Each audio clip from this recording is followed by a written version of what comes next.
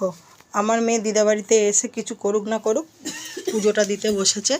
তোমরা দেখো, এই যে পুজো দিচ্ছে, মনে দেখে দিকটা, মনে পুজো দিচ্ছে। আর ওর বড় মাসি এসে হাজির হয়েছে, এই যে ঘুরতে চলে এসছে। আমরা এসেছি আর বড় মাসিও চলে এসছে। হাই বলে দাও দিদি। হাই। বল তোমরা সাপোর্ট করো আমাদের, সবাই মিলে সাপোর্ট করো। হ্যাঁ সবাই এগিয়ে যাও, সাপোর্ট করো, সবাই সবার পাশে থেকো, সবাইকে একটু ভালোবাসা দিয়ে পাশে থেকো, ঠিক আছে? আর সাপোর্ট করো সবাই সবাই। মনে পুজো দিচ্ছে, দেখো সাজাচ্ছে।